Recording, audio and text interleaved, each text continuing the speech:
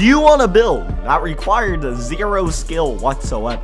Do you want to build where when you go in the paint and hold square, the ball just goes in the basket? Do you want to build where when you try to shoot a 3-point rating, your teammates block you? Well, yeah, that's this build right here. So you guys see we are in the builder right now, and you guys can see on the vitals right here. Quick little friendly reminder to subscribe to the channel. As well, for your position, go with center, handiness, right, left, middle, doesn't really matter. And then jersey number also does not matter. Now for the body settings, you guys see I'm going 7'3", 2'4'3", 8'1", and defined. I don't know why I just read the body settings out like that. But anyways, these are the body settings I'd recommend going with for an absolutely insane inside center build. 7'3s are honestly just very, very powerful this year, and I've seen a ton of inside center 7'3" center builds just running around comp pro-am and stuff. They're just very, very toxic because no one can contest you. Alright, to start things off with finishing, first things first, we're going with an 85 close shot. We're also going with a 90 standing dunk as well as an 87 post control. The driving dunk, we're putting this up to a 66, and that's pretty much all we're gonna do.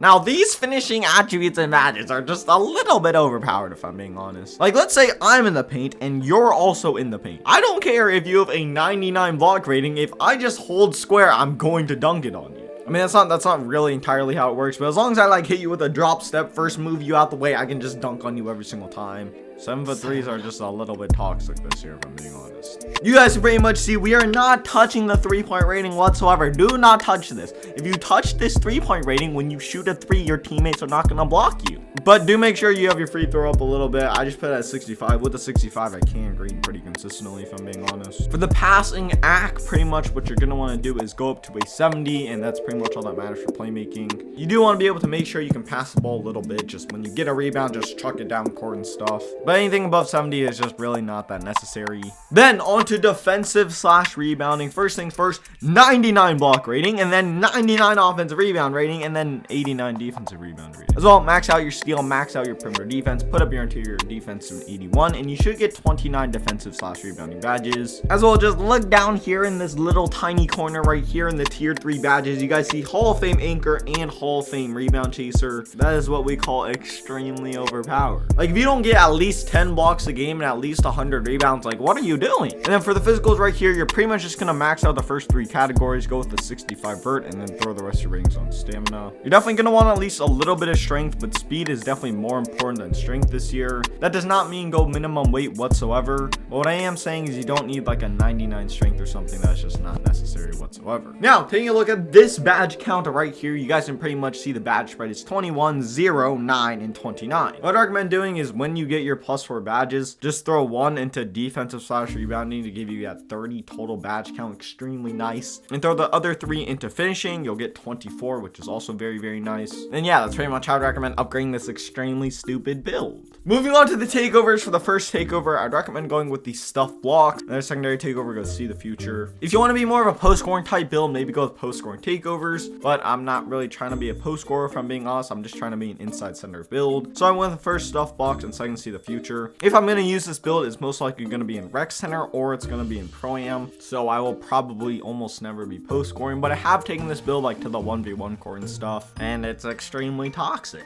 And you guys see shades of Sean Bradley, Rudy Gobert, and Mitchell Robinson. You guys see I built a glass cleaning finisher, which does make a lot of sense as a name. Okay, just switch, it said paint beast though, I'm not gonna lie. Alright, let me give you guys the badges I'd recommend running with. Okay, so for the badge spread right here, you guys see what the badge spread is looking like. Gold Fearless, Bronze Pro Touch, just had to throw that badge somewhere. Hall of Fame Back Down Punisher, Silver Dropper Stepper, Gold Fast Switch, and then Gold Rise Up. Obviously, I did say I would throw the +3 into finishing. I don't really know how I'd like move it around, but these are the badges I'm going with if I had 21 badges. For shooting, this is very, very important. Do not equip anything. I mean, you don't really have a choice. Playmaking, you guys pretty much see what I'm going with. Really, the only thing that matters right here is that you have Silver Break Starter, at least on something, and then you also have Vice Grip, at least on something.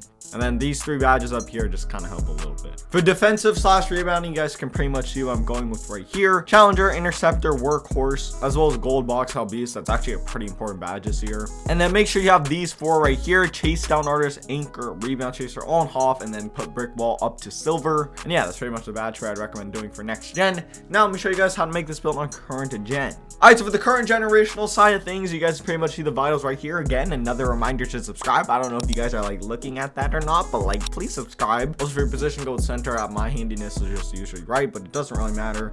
And jersey number also doesn't matter. Now for the body settings, I believe if I'm not mistaken, the body settings are the exact same thing. No real reason to change the body settings to current gen. I really only changed the attributes, if I'm being honest. Now for the attributes, you guys can pretty much just see them right here. Very, very beautiful attribute spread. I upgraded this very similar to the way I upgraded the previous build on next gen, but I'm just on current gen, so I did make a few just minor tweaks here and there. Then for the takeovers, we're going with first rim, second glass. These takes are overall, just in my opinion, the best for this build. And you guys see I built yet again another glass queen finisher, which does make sense. It's basically the exact same build, so why not give me the exact same name? Yeah, with that being said, that's gonna wrap it up for the video. If you did enjoy this video, please drop me a like and subscribe to the channel.